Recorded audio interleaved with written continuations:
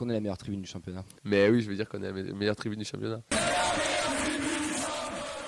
Allez, il reste encore des places pour ce week-end pour aller, je viens de voir ton commentaire, pour aller voir Angers. N'hésitez pas à venir au stadium. Si on passait une nouvelle fois la barre des 30 000, ça serait vraiment quelque chose d'inédit et de jamais vu. On va enchaîner avec toi, Vincent. Ah bon? Donc, je peux enchaîner si tu veux, parce qu'on va devoir interroger la dame en cabine. Le week-end, le JT pour vous de Nadia? Exactement. Alors attends, elle fait un bisou à Fred qui rentre dans la cabine. Nadia, elle était présente au tournoi de pétanque des Indians et c'est pour ça qu'on l'a présentée en tant que championne, puisqu'apparemment elle a remporté le tournoi. Non, pas du tout. Mes infos sont fausses? Ouais, complètement, mince. complètement. Non, mais oui, c'était un très bon moment. Je suis allée du coup au tournoi. Je vois Fred qui dit bonjour à tout le monde. T'inquiète, Je suis on a allée au l'habitude. tournoi du coup dimanche à partir de midi, donc j'y suis allée pour le repas. Donc du coup, ils ont fait appel à une dame qui a très très bien cuisiné. C'est de la cuisine exotique, donc tout le monde s'est régalé, rougail, etc., etc.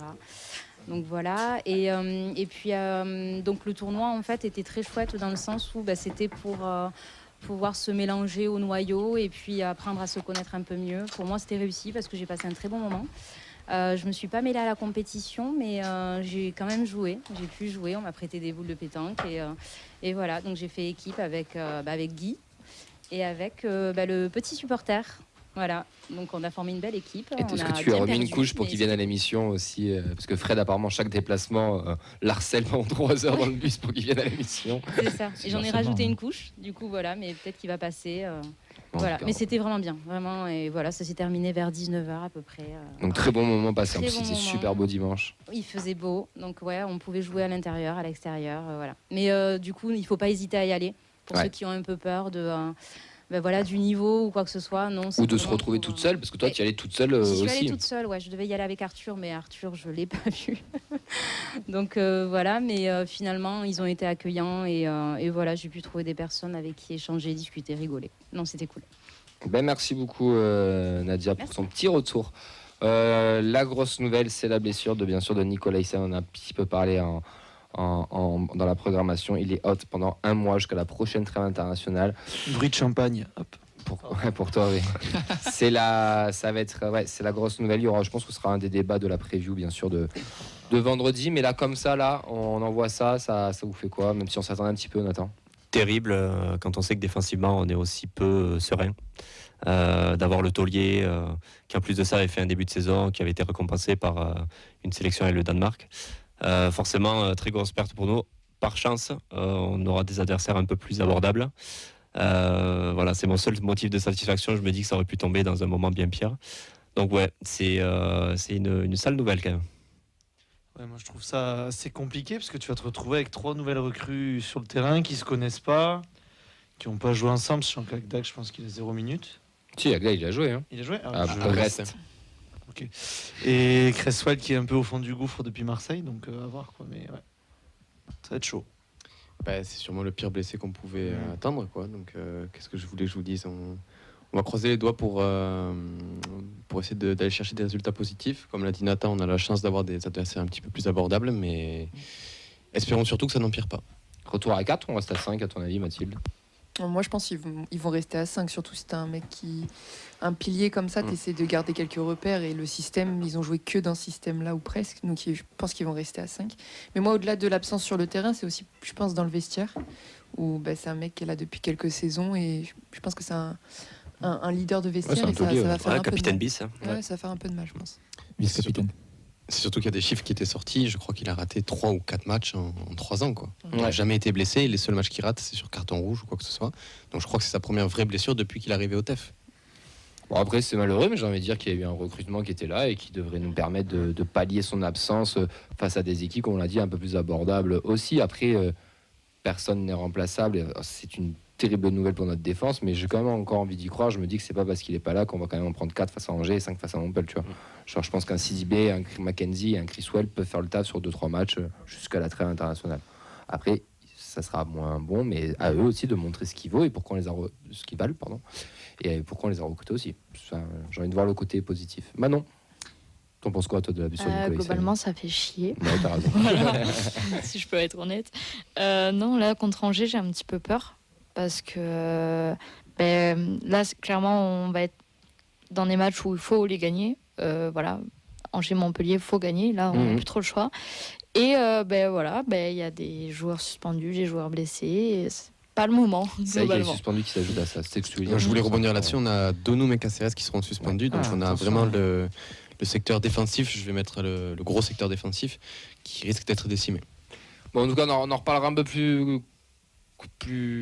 longuement, merci. Vendredi pour la. D'habitude, c'est à Montpellier qu'ils savent pas parler. Mais... Écoute, c'est à côté de moi, donc du coup. Là, je peux rien lui dire. Il a mis une double passe d'ess hier, donc je peux rien lui dire. J'étais pas là, j'ai pas promis de crêpes et pourtant. J'ai pas marqué du coup. J'ai quand même ramené des gâteaux. Vincent, on enchaîne. On enchaîne, on va parler de Vincent Siro qui était élu au comité directeur de l'UNFP, le syndicat des joueurs, après l'élection de David Terrier à sa tête et servira de relais entre les clubs, les joueurs et l'institution. Dans les joueurs pro de Ligue 1, on retrouve notamment Younis Abdelhamid. C'est quand même une bonne chose. Comment Ouais, je trouve que ça lui va bien. C'est une influence supplémentaire quand même sur. C'est un point arbitres. supplémentaire. Mais c'est dans toutes les décisions de la Ligue, donc c'est quand même important d'avoir un représentant toulousain pour le coup. Ouais, il pourrait voter pour le doublé du salaire de la Brune qui redivise après. Il a rien à voir avec ça, le pauvre. On enchaîne avec les internationaux. La liste est longue. On va essayer d'aller rapide pour vite aller sur les féminines. On va commencer avec Guillaume Rest qui a gagné 3-0 face à Chypre. Il a disputé tout le match et il y avait France-Autriche actuellement. Ben. Il est titulaire. Ils sont menés 2-0. Donc pour l'instant, barragiste. Attention. Noël Jouma, donc il a joué avec l'équipe de France U20. Il était remplaçant sur la première des doubles confrontations contre le Maroc, victoire 4-3. Il a joué le dernier quart d'heure ce lundi de la victoire 5-4. Canvo, Diane Metali et Mathis Niflor avec l'équipe de France 19, amicaux face à l'Espagne en prépa de la Coupe du Monde U20 face au Danemark 1-1. Niflor titu, Canvo a joué à dernière demi-heure et Metali était remplaçant face à la Belgique 3-2. Canvo était titulaire, remplacé à 75e, Metali 90 minutes sur le terrain et Niflor lui était sur le banc. Et ça sera, il y aura un match aussi contre l'Angleterre aujourd'hui. Ouais, ça serait, ouais. Et donc j'envoie un appel à la FFF, mettez à jour votre site s'il vous plaît. On va d'ailleurs même pour l'équipe de France 17 c'est la même chose puisqu'on a qu'un match sur deux de Thibaut Nègre. C'était un amical pour la préparation des éliminatoires de l'Euro, victoire 3-1 contre le Pays de Galles. Il a joué 81 minutes et je pense qu'il était titulaire parce que j'ai vu sa story où il était sur le 11 de départ, donc il a dû jouer. Vu l'épreuve. Dardak avec le 17 du Maroc, double amical contre l'Arabie Saoudite, 0-0 titulaire et victoire 4-0. Il a joué à seconde mi-temps avec un but et une passe décisive. On va passer à Agdad avec la Roumanie Espoir. Il a participé donc au match de qualification pour l'Euro, victoire 6-2 contre le Monténégro. Il a disputé tout le match et là il y avait un deuxième match tout à l'heure à 18h contre la Suisse. Je ne sais pas si tu as les infos, Ben. Si, et juste sur les 19, ils ont perdu 4-2. Ok, merci. Charlie. Vas-y, Charles, cherche, on enchaîne. Charlie. Tu l'as? Oui, j'ai tout. Roumanie, ils ont gagné 3-1. Agdad a marqué. Il était titulaire. Ouais. Donc, tu vois, il y a du buteur là. Agdad a marqué. Il est sorti. Il n'est pas sorti. Il a fait tout le match. C'est bien pour la confiance. Hein. Il va devoir prendre la place de Nicolas Essien en plus. Donc, et ensuite, on en est à Creswell, c'est ça? On arrive à Creswell avec le U21 éliminatoire donc de 1 en Ukraine. Il était resté sur le banc et il a passé à l'Azerbaïdjan. C'est ce soir à 20h30. Titulaire dans l'axe. Shaibabika et le Gabon. Et le futur chouchou du stadium a marqué lui aussi. Il a ouvert le score et ils ont gagné 2-0. Les autos, ils avaient fait 0-0. Là, il était rentré en jeu à la mi-temps. Magri avec le Cameroun. Victoire 4-1 contre le Kenya. Il est rentré à 78e. Et victoire ensuite 1-0 au Kenya. Il est resté sur le banc. Caceres avec le Venezuela pour la Coupe du Monde 2026, un partout et face à l'Argentine qui est suspendu. Il sera au Paraguay ce soir à 1h du matin. Mackenzie, donc amico contre le Panama, victoire 2-0. Il joue tout le match. Apparemment, il a fait un gros match de ce que j'ai pu lire. Et il joue donc cette nuit le Mexique à 4h30 du matin pour les insomniaques. Siro, lui en Ligue des Nations, il a perdu 2-0 face à la Serbie. Il est resté sur le banc. Il affronte le Danemark ce soir à 1h45 et toujours sur le banc. Il prendra pas froid. Et à Rondonum, du coup, pour terminer avec la Norvège en Ligue des Nations, victoire 3-0 contre la Slovénie. Il est rentré à la 76e minute et on peut dire le mot une bonne branlée, 5-1 contre l'Autriche. Il est rentré à la 64e minute. On passe à la Préfo, la Fabrique du Lec qui nous donne tous les résultats. Victoire 4-0 des U14 à Lourdes, 2-0 des U15 contre Montauban et 3-3 des U16 contre Blagnac. Petit point de classement après 5 journées, vu que c'est la trêve parce que c'est les vacances. Les 14 ont 15 points et sont en tête de la poule D de Régional 1. Pareil pour les U15 en tête de la poule C de R1. Et les U16 sont aussi premiers de la poule B de R1, mais avec seulement 13 points. l'académie, les féminines, mon cher Vincent, la N3. On va commencer avec la N3, pas de match, c'était Coupe de France, c'était le 5e tour avec l'entrée des Nationales 1, donc prochain tour, donc il y a la Ligue 2 qui rentre, si je dis pas de bêtises, c'est celui d'après. C'est le 17e, la Ligue 2, je crois, 8e. Je crois que c'était modifié, je sais plus où ça en est, mais il y a eu un changement. Ouais. Il faut une réforme par an parce qu'ils s'emmerdent à la Fédé. Les U19 match nul à la maison contre l'Olympique Revenin, un partout. But de Fatih, le TFC est 4e ex-aequo avec le MHSC, 3e et l'OM second. Le leader, c'est l'AC Ajaccio qui a 4 points d'avance.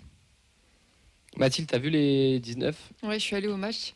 Je dirais plutôt que c'est 2 points de perdus parce que grosse possession toulousaine, beaucoup d'occasions, surtout en deuxième mi-temps. Fatih, pas du tout en réussite, le pauvre, manque d'efficacité. Après, l'Olympique Revenin, ils ont posé quelques difficultés, mais il ne faut pas non plus... Voilà, je pense que c'est vraiment 2 points de perdus. Et j'avais une petite interrogation, et je pense que j'irai les revoir pour comprendre si ça continue ou pas. Sur les phases de possession, sur les 6 mètres, ou quand le gardien repart avec le ballon, il y a le défenseur central, le 4, qui intègre le milieu de terrain à la façon Pep Guardiola Manchester City. Et je vois pas trop ce que ça apporte, parce qu'il n'a pas du tout les qualités pour. Donc j'ai hâte de voir s'ils vont continuer comme ça ou pas. C'était juste sur un match ou si c'est vraiment permanent. Je sais pas, vraiment. Et le gardien monte très très haut, limite il s'aligne, enfin j'exagère, mais il s'aligne presque avec son défenseur central pour le coup, alors que l'attaquant il est à 5 mètres, donc tu perds la balle, c'est fini. Enfin, Ouais, c'est compliqué. Ouais. donc j'étais très surprise. Qu'est-ce que t'en as pensé d'un point de vue général de ces 19 ? Il y a de la qualité quand même. Ouais, il y a ou de pas la qualité. Il y a le numéro 7, enfin l'ailier droit Dari Zerma, j'ai peur d'écorcher son nom, mais je crois que c'est ça, qui est assez jeune, ça doit être un U16 même encore, ou U16 ou U17 peut-être. Et très intéressant, élimine beaucoup de passes clés, c'est pas des passes décisives, mais l'avant-dernière Oui. passe entre guillemets. Et très intéressant. Fatih, il se crée beaucoup d'occasions et bon, manque de réussite, mais ouais, non, il y a 2-3 bonnes choses.